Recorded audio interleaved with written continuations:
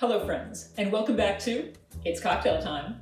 Friends, today we're going to make, in honor of the holidays, mulled wine. Mulled wine is actually not a classic cocktail, it is an ancient cocktail. It's been around since around the 2nd century, when either the Greeks or the Romans, there's some fight about this, warmed wine to keep their bodies warm in the winter. Eventually, spices started to be added to the wine while it was being warmed because spices were considered to be medicinal in nature. So it was for health reasons that they added the spices.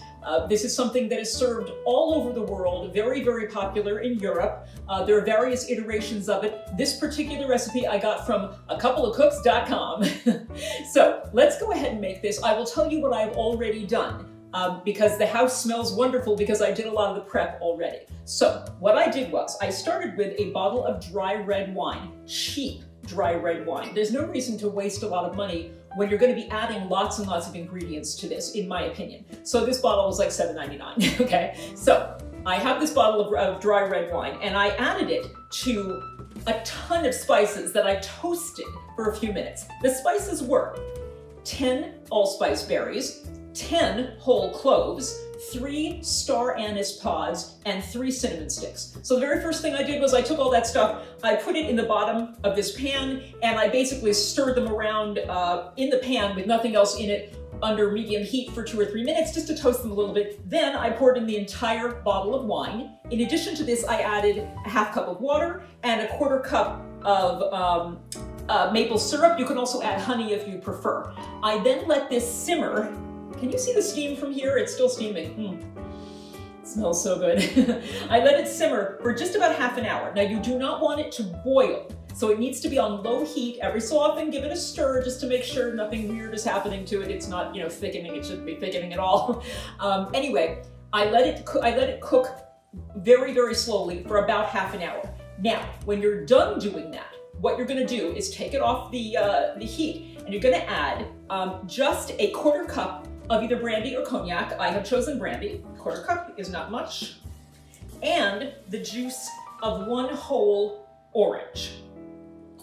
All right, so we are now just going to stir this around a little bit. Ooh, it smells very, very good. All right, I'm gonna take this and try to pour it into my cup. Let's see. Okay, this hot drink is garnished with a slice of orange. I'll squeeze it to get a little bit more orange juice in it, rub it around the rim, drop it in, and try the mulled wine. Let's see.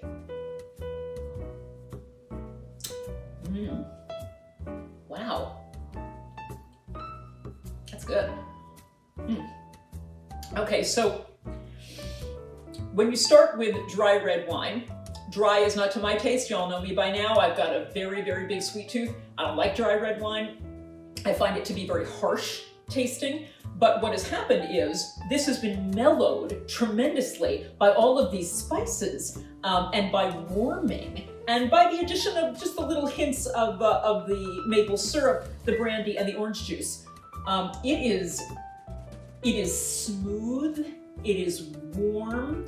It is tangy. It's not sour. It's not really sweet, but it is no longer bitter, which I think it would have been originally. I have a feeling this wine would have tasted very bitter on my tongue anyway. Oh my goodness, it is lovely. This is a wonderful winter drink, and not hard to make, really. I mean, altogether it took ½ an hour. That's not bad. That's not a bad investment. And now what I've got is an entire bottle's worth of mulled wine here. So if you're gonna make this, make sure you have friends over to help you drink it, friends or family, right?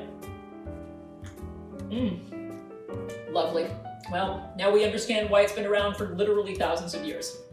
Drink up, enjoy.